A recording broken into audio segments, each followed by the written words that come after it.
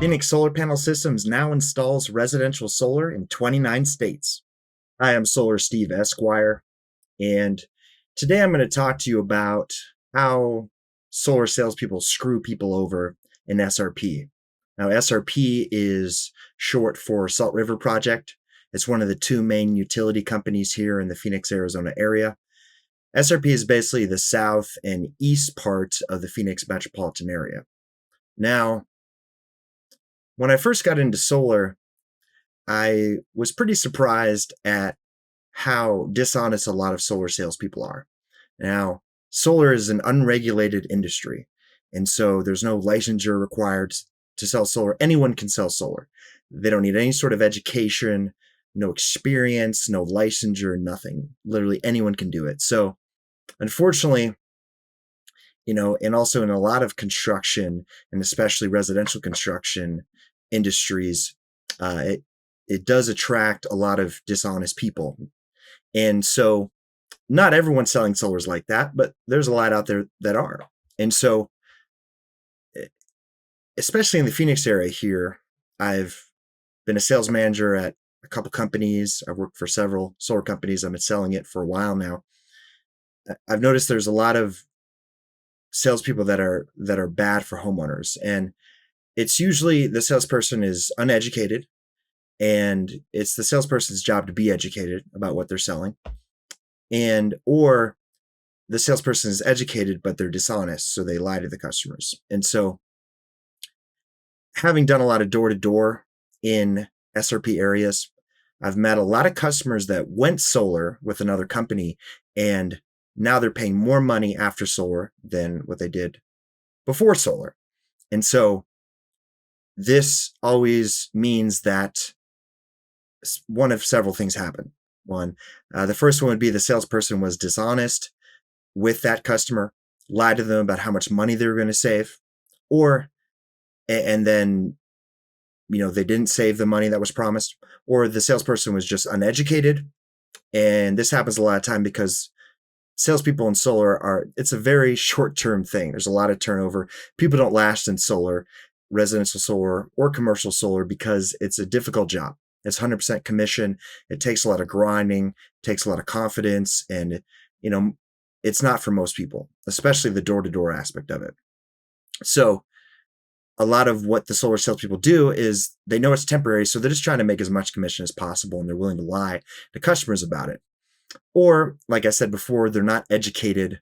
And unfortunately, a lot of companies here in the Phoenix area, the owners are uneducated, or they're educated, but they're dishonest. And so they train their new solar salespeople that go door to door or sell it in some other capacity to be dishonest with the customers. And sometimes the salespeople know they're being dishonest, sometimes they don't.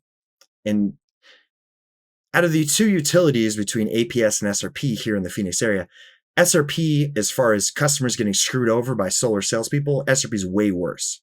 It's because of the way SRP bills and interacts with solar. And what I'm going to be talking about specifically today is in SRP, most customers need a device called a demand manager or a load controller in order to save money.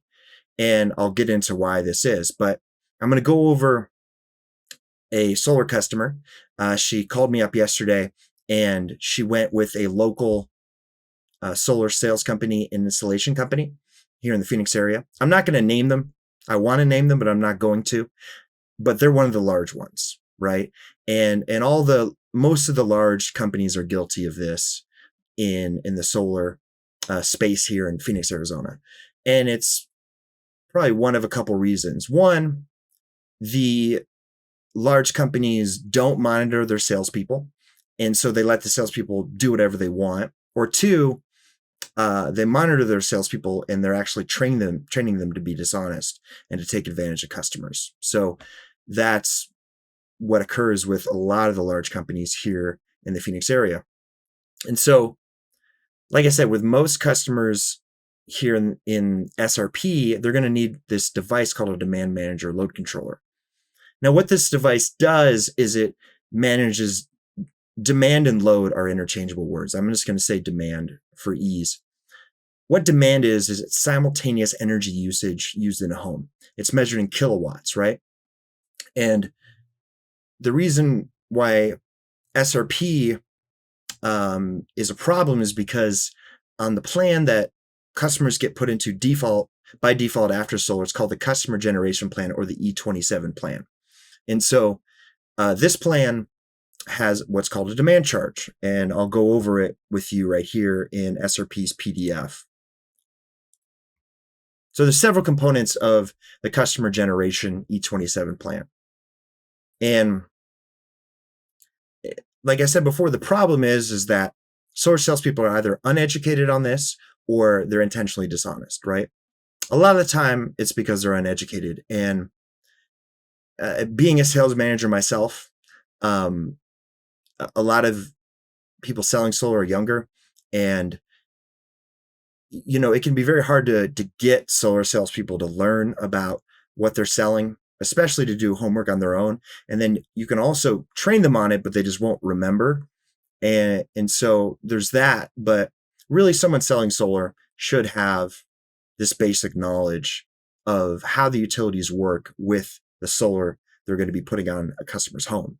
But the unfortunate thing and the reality is that out of the solar salespeople that are selling an SRP in the Phoenix area, maybe 10% actually know how SRP works with solar.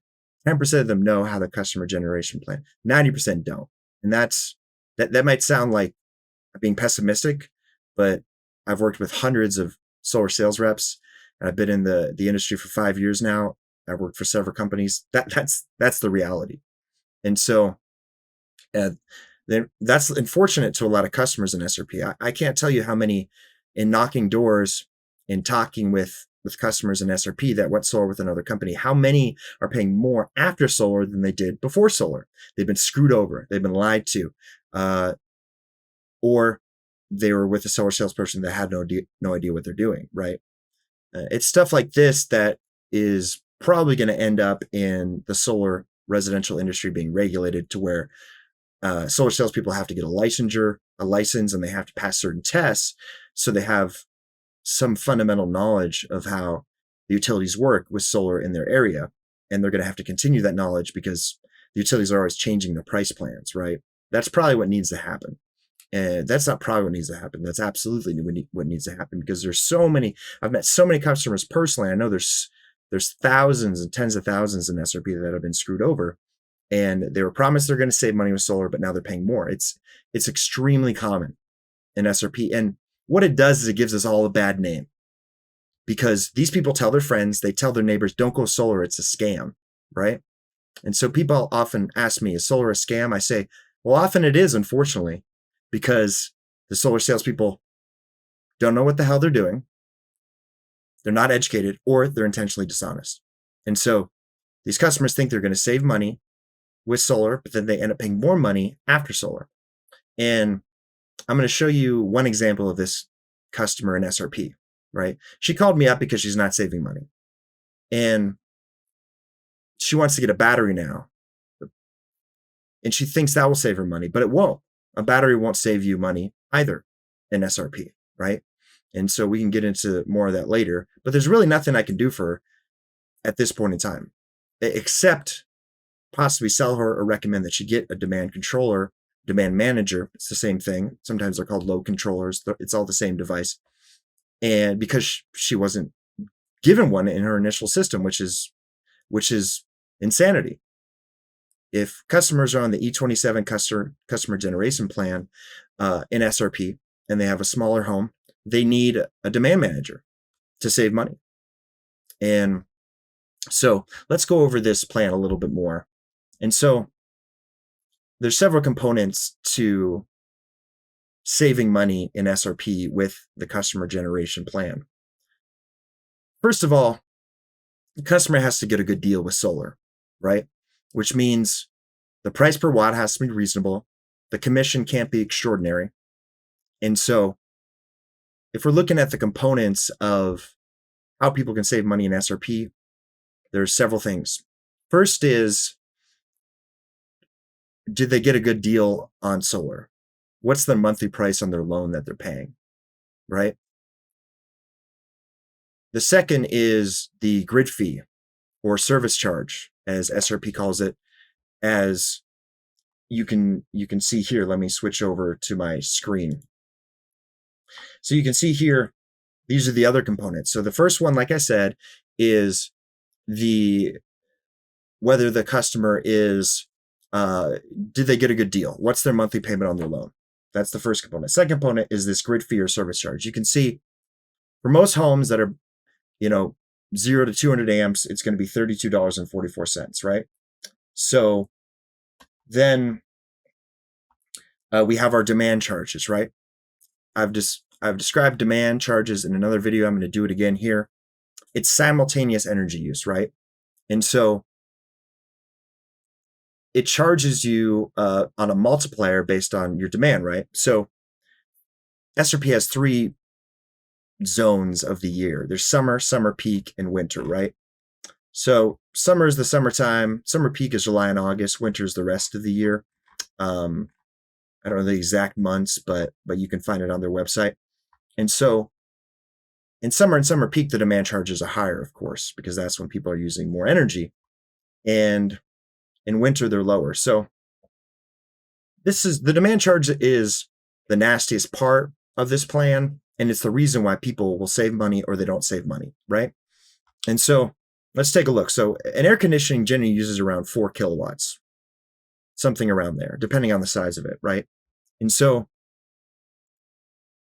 say, for example, you don't have a demand controller. This is how people end up paying more money with solar than they did before solar.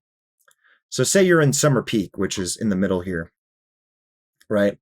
With the highest demand charges. And the first 3 kilowatts are going to be $9.43. So we're talking about simultaneous energy uses in the home. Okay, the air conditioning unit draws 4 kilowatts. Let's take a look at some other appliances and what they draw. All right, so we're on this website anyone can go to, unitedpower.com/demand-calculator. And so this is going to give us, an idea of how much these large appliances draw on demand, right? And so we got our air conditioner around 4 kilowatts, our electric range, 1.5 kilowatts, television, 0.4, refrigerator, 0.8. So you got a total demand of 6.7, and you can ignore this demand charge because this is a different utility. And so this is 6.7 in demand. And so this during on peak, which is between 2 p.m. to 8 p.m. in SRP, the way they measure the demand charge is that's 6 hours of on peak, right, per day, Monday through Friday. So the way they measure the demand charge is they're going to look at every 30-minute interval of that 6 hours. So it's 12 30-minute intervals. And they're going to look at all 22 weekdays of the month. So it's 22 times 12. That's 264 30-minute intervals. The 30-minute interval out of those 264 with the highest demand charge, they're going to take that, and that's how they're going to calculate the demand charge for the month. Now, this is why someone needs a demand controller, because a human is not capable of keeping their demand low. At some point, and this is the way they've designed it intentionally, because at some point during that month, the human is going to turn on another large appliance with the air conditioner running from 2 p.m. to 8 p.m. in the summertime in SRP. It's just going to happen. Maybe if they live alone, they can manage it, but probably not. And especially if there's a family, it's impossible. So what's interesting about this customer that called me yesterday is she swears up and down she does not use a lot of demand during on peak in the summer. She swears by it.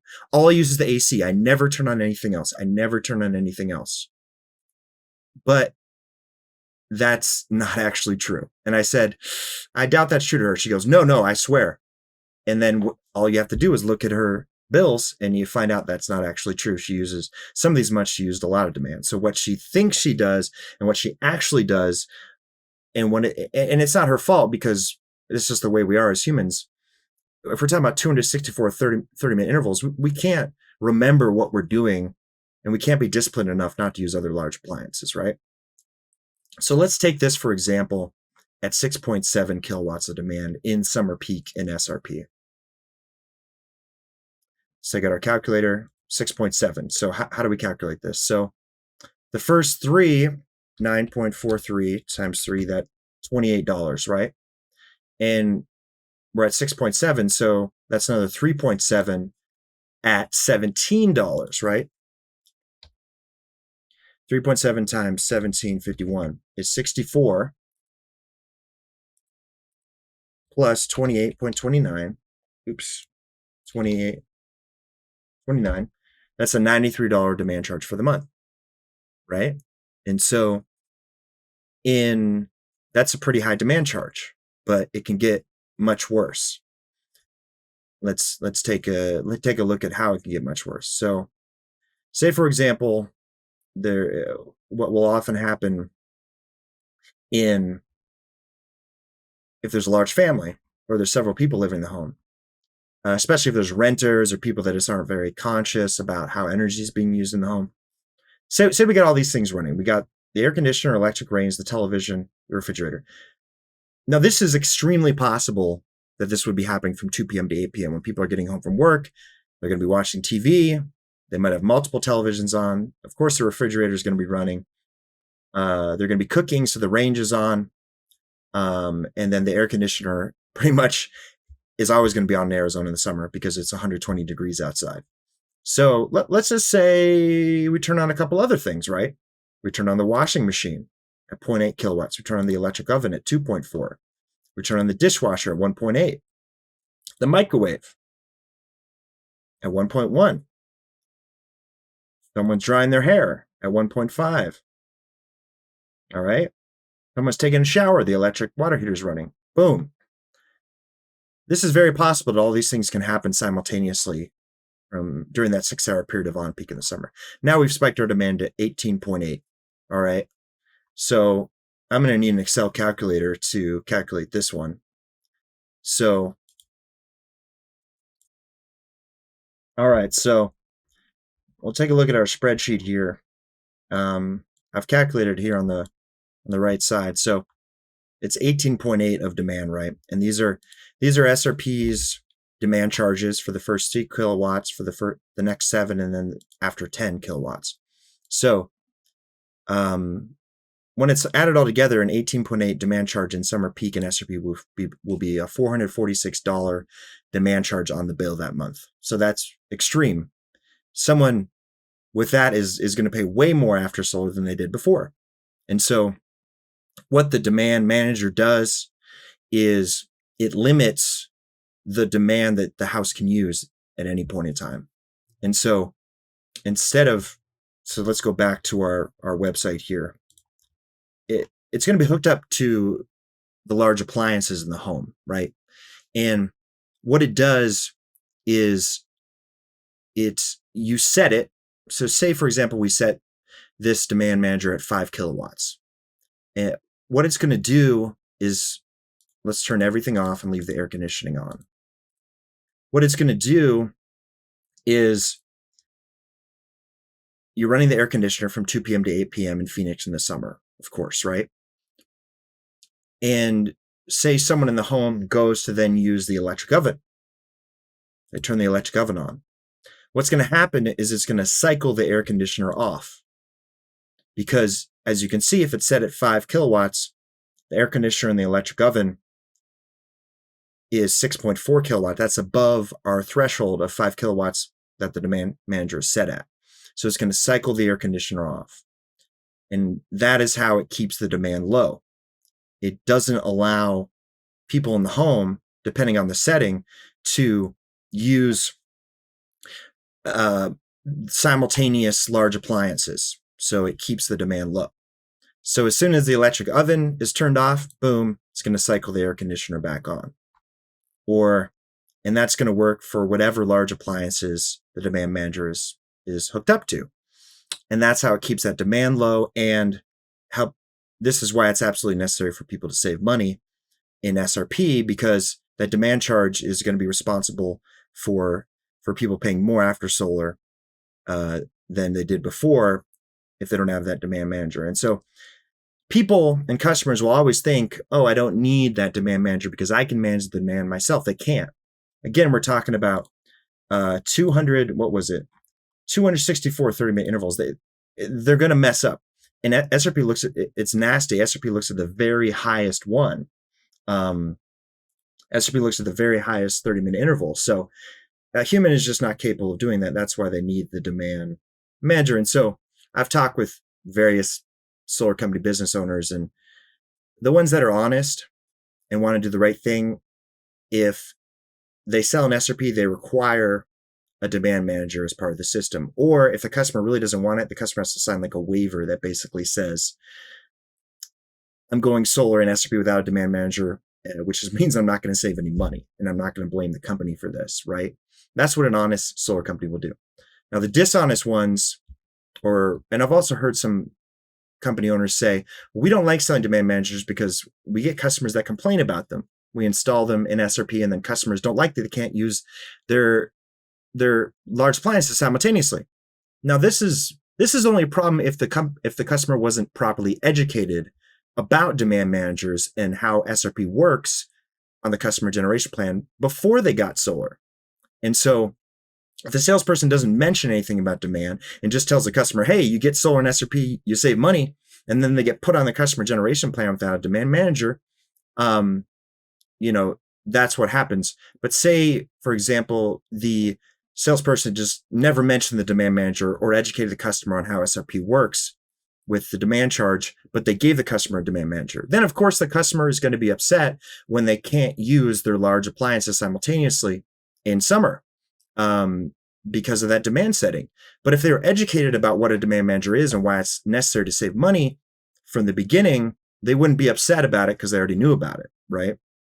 And so this is a big reason why the dishonest solar salespeople don't mention all of this, is because for some customers, you're going to say, hey, you need this demand manager and SRP to save money. If you don't have it, you're not going to save money. And what it does is it's not going to allow you to use your large appliances simultaneously from 2 p.m. to 8 p.m. Monday through Friday. Some customers will say, well, I want to use those large appliances simultaneously. And an honest salesperson will say, well, then you probably shouldn't go solar, because if you want to use those and you don't get a demand manager, you're going to pay more for after solar than you did before. But then, well, what do most solar salespeople do? They just lie to the customers. They don't tell the customers about any of this. And so that's, where the problems will arise. Either the customer didn't get a demand manager, so now they're paying more for solar, or they did, but now they're unhappy because they can't run their large appliances simultaneously, right? And so, that tends to be what happens. So I got called by this customer, and she's paying more money. She's had a lot of problems. Again, this was by a very popular large solar installation company here in the Phoenix area that I'm not going to name. But first, a few months after she got installed, apparently the inverter broke down. And then they said, well, we installed it incorrectly. So they fixed that, but she's still paying more for solar with solar than she did before. And obviously, everyone goes solar to save money. Very few people will do it for the environment unless they're saving money. And so, of course, she's not happy. She calls up me because she wants to buy a battery. She thinks that's going to save her money, but a battery won't, right? So what she needs is a demand manager. The interesting thing about this is I talked to her. I said, well, I know what's going on without even looking at your bill. I know that you don't have a demand manager, and so you're getting high demand charges. That's why this happens. She goes, no. I don't use any simultaneous large appliances from 2 p.m. to 8 p.m. Out of those 264 intervals. And I go, okay, let me take a look at your bill and we'll see. And she's like, no, I swear I don't do that. Well, I knew she just didn't know. She doesn't know what a demand charge is, and she just sees the high bill. And so I'll show you what's happening. And this is how customers get screwed over in Phoenix in SRP. This is exactly how I'll show you. And so let's take a look at her numbers here. I've taken it from her account. So solar was turned on February 2022. And she's like, well, yeah, at first it was good, but then in the summer it started to be bad. Well, I told her, well, it's because of the demand charge, but so let's take a look and we've already gone over the demand charges, what the large appliances use generally. So we got our month, our demand amount in kilowatts, and then our off-peak net and on-peak net. Off-peak net and on-peak net is, the net is how much energy they generated combined with how much energy they used. So if it's negative, it means they generated more than they used. If it's positive, it means they used more than they generated. So with her, so the months that you're not running the air conditioning, the demand is going to be lower because the air conditioning uses the most energy out of all the large appliances. It uses 4 kilowatts around. And so, of course, in February and March, it's lower. But then we get to June and July when the AC turns on, then it gets higher because you're adding, look, it goes from around 5 to 9 because you're adding that 4 kilowatts of the AC. And so she swears all she uses the AC during demand charge, but it's not accurate. So we got 5.2, 7.1, 5, 5.8, and then June you hit 9.6, 9.4, right? And so if we're going to look at her demand charges based on these months. And then, of course, the solar system is not designed to really run the air conditioning with the solar energy. It, as you can see, when the air conditioning is not turned on before June, she's negative because she's generating more energy than she's using in off-peak. Boom, as soon as the AC turns on, now she's using 932 kilowatt hours of more energy than she's generating because of that air conditioning unit, right? And boom, July, she's using 2004. And I suspect there might be something else going on here as well. We won't get into it, but there's something else going on with our solar system where it's not generating the amount of energy that it should, right? We won't go into that for this video, but it sounds like that's what's going on as well. But we're doing this video to show you how people get screwed over and to talk about the demand manager and the demand charge. Okay, so let's look at her bills. All right, so after taking a look at her bills, I realized that her situation wasn't as bad as I originally thought it was going to be. It's mostly because she was using a very large amount of energy and paying a lot of money to SRP before going solar. If her usage and her bills were more normal for what I've seen in the Phoenix metro area, she'd be losing a lot of money after going solar. But since her bills with SRP were so high, she was using so much energy, especially during on-peak before solar, that it's not as bad as I thought it would be. But going over her situation still is going to illustrate how other people in SRP end up, paying a lot more after solar and how they get screwed over. And I can make some other videos that show that as well with different customers. So I'm going to do a screen share now. Here's a little spreadsheet I made for her. And so here are her charges before solar. So in Phoenix, of course, once the air conditioning kicks on in the summer months, that's when everyone's bills spike, of course. The air conditioning uses the most energy out of any large appliance in the house, typically. So you can see with her, she had a bill and this is all before she went solar, and it got turned on in February 2022. So you can see in April 2021, she had a bill of 211 with SRP, and then May a bill of 199, and then the air conditioning kicks on. So in June, the bill goes up to 400. In July, it's 511. August, 472. September, 412. Air conditioner turns off. In October, it goes back down to 189. So of course, that air conditioning is what drives the bill up. So she got installed solar in December, I think 21, and it got turned on in February. So if we're comparing, so you can see in April 2022 versus April 2021, there was a pretty large difference just for the SRP bill alone, not considering what she was paying for her solar loan. It was a savings of 189. And then in May, it was a savings of 113. In June, a savings of 174. In July, a savings of 191. So That's not bad.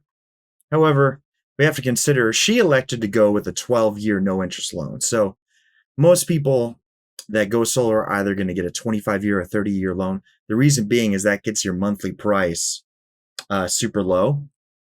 And as you can see by the spreadsheet, the lower your monthly price on your solar loan, the more money you're going to save, because we're basically looking at it month by month.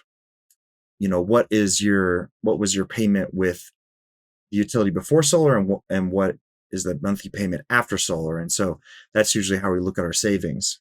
Now what I want to illustrate here with this customer is that if she had a demand manager installed with her system, she would be in a much better financial position, but she didn't have one. So we can see in the big months when the air conditioning is turned on in June and July of 2022, after she went solar, she had demand of 9.4 and then 9.6. And so July is what SRP considers summer peak. And so they charge more for demand than they do in June. So even though she had less demand in July, she paid $2 more in demand charge. So her demand charge for July was $140. Her demand charge for June was $118. Now, so her total savings on electricity, without the demand manager, was she didn't save any money. With solar, she paid $64 more with solar in July, and she paid $80 more with solar in June, right? And so, like I said, her situation is not that bad, because if she had elected to go with a longer term loan, she might have actually been, even without a demand manager, she might have actually been saving money, which is not typical without a demand manager in SRP. It's just that these bills were so high before she went solar, 500 and 400 and 472, that her situation didn't end up being that bad. But if she had been installed with a demand manager, and the demand manager, you can see basically the difference the air conditioning makes. She has the demand in April of 5.1 and May of 5.8. So, we can see that the air conditioning is using about 4 kilowatts, right? So what we can do is we'll set the demand manager at 5 kilowatts, and that's how I've calculated this. And so if she had a demand manager, if she had been installed with a demand manager, she would have only lost 67 cents in July and $27 in June, versus losing $63 in July and then $80 in June without the demand manager, right? And same with May. She would have only lost 89 versus 141. She would have only lost 43 versus 65 in April. So if she was installed with the demand manager, it would have been a loss of 161. Without the demand manager, it's a loss of 351. So you can see how the demand manager really lowers the demand charge and ends up, with the customer. In this instance, if she had went with a 25 or 30-year loan with the demand manager, she would actually be saving money. And she'd be saving more money with the demand manager than without. And so this really shows you how that demand manager is important and why it's important in SRP. So you absolutely need one of those for most situations when you go solar in SRP. And this is a good illustration as to why. I can make some other videos to show people that started off in the summer with maybe $200 or $300 bills instead of $400 or $500 bills. And you'll see that without a demand manager, they're actually losing money, whereas with one, they would have saved money. The demand manager always increases the savings, if that makes sense. So I'll go through her monthly bills just to kind of show the line items and how they work a little bit. So if we start with April, I'm going to zoom in here. You can basically, these are the line items, right? So you got this is after solar. You got your monthly service charge of $32.44. The demand charge was low in April because They charge much less for demand in the winter, and the air conditioner is not working, so the demand's going to be low. She was generating more electricity during these months than she was using, so she gets a negative energy charge here for the solar credit. And then you got the Phoenix city tax and the county and state tax, right? And so pay attention to all these numbers. You'll see how everything goes up in the summer, including the taxes. So then we'll go to her May bill, right? So again, the monthly service charge or grid fee of $32. The demand goes up. So maybe she used a little bit of air conditioning in May as it starts to get hot here in the Phoenix area. She still had negative energy charges because with her solar system, she's generating more power for the whole month than she's using. You can see the Phoenix city tax and county state tax went up a little bit. It goes up from 148 and 344. It goes up because, Phoenix and the county, they start charge more taxes during the summer months. And so you can see her bill go up. So we're going to go to June then. All right. So zooming in here. Again, the $32 grid fee. Okay, so the air conditioning is definitely on in June now. So the demand charge is spiked up to 118. It would have been lower if she had a demand controller, but she doesn't. And then the on-peak and off-peak energy charges. So not significant because SRP on this plan is only charging like 3 or 4 cents a kilowatt hour. But you can see the city tax and state tax are going up as well. They're also dependent on what the total bill is, so they're going to go up during the summer months that way as well. And so let's go to July, the big month. So you can see their monthly service charge is there. The demand charge is high at 140. On-peak and off-peak energy charges gone up as well because there's a lot more energy being used in the home because of the air conditioning, and the city and state taxes have gone up as well. So that's an overview of how billing works in SRP with solar and before solar. I've gone over how SRP customers can get ripped off by solar salespeople that are not honest or they're uneducated, especially when they don't include a demand manager in the system for a customer in SRP. So if you have any questions or comments, leave them on YouTube. You can also get a hold of me through my website, phoenixsolarpanelsystems.com. Thanks for watching. Call us at 602-753-0560 for a free consultation today.